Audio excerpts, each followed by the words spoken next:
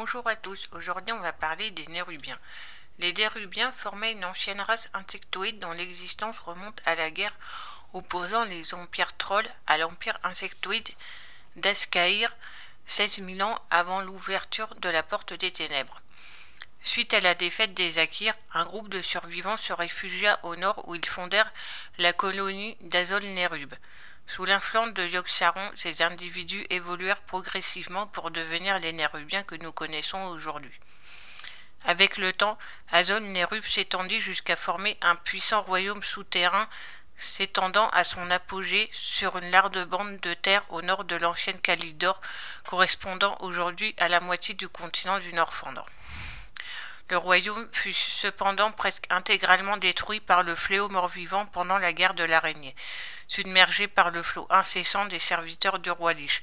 La plupart de ses habitants furent tués et relevés en démons décrits par ce dernier, qui les intégra à son armée, mais quelques groupes de rescapés perdurent encore aujourd'hui.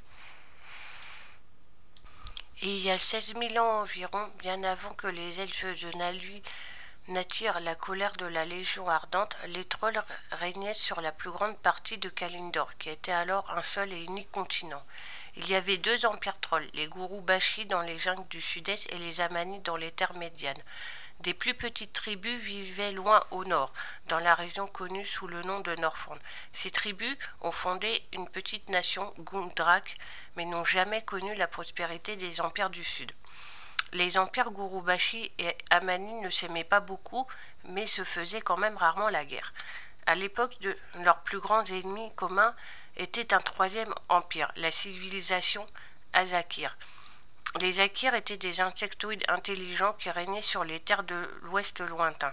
Ces insectoïdes intelligents étaient expansionnistes et maléfiques. Ils étaient obsédés par la destruction des formes de vie non insectoïdes dans la région de Kalindor.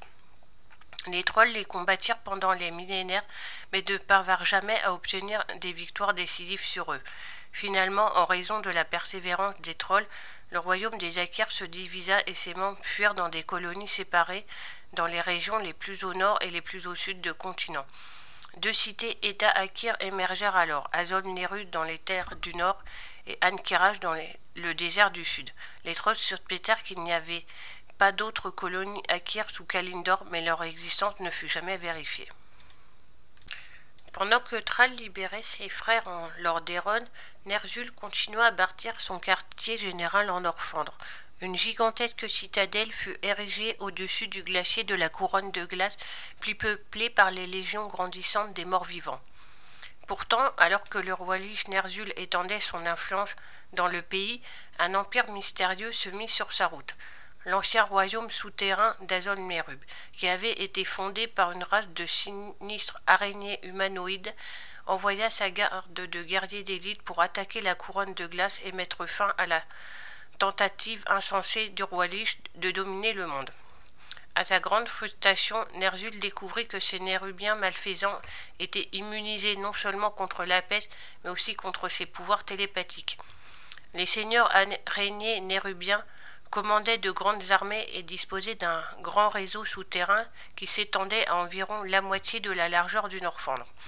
Leur tactique de frappe éclair sur la forteresse du roi Lich l'empêchèrent de s'installer durablement. Ner'zhul finit par gagner cette guerre contre les Nérubiens à l'usure. Avec l'aide des sinistres seigneurs de l'effroi et d'innombrables guerriers morts-vivants, le roi Lich envahit Azol-Nérub et fit s'écraser leur temple souterrain sur la tête des seigneurs araignées. Les pouvoirs grandissants de nécromancien de Ner'zhul lui permirent de faire revenir à la vie les guerriers araignées immunisés contre la peste et de les plier à sa volonté. Ils rejoignirent les armées du fléau et furent appelés les démons des cryptes. En hommage à leur ténacité et à leur intrépidité, Ner'zhul adopta le style architectural typique des Nérubiens pour sa propre forteresse et ses bâtiments. Seul et sans plus d'opposition dans son royaume, le roi Lich débuta les préparatifs de sa véritable mission.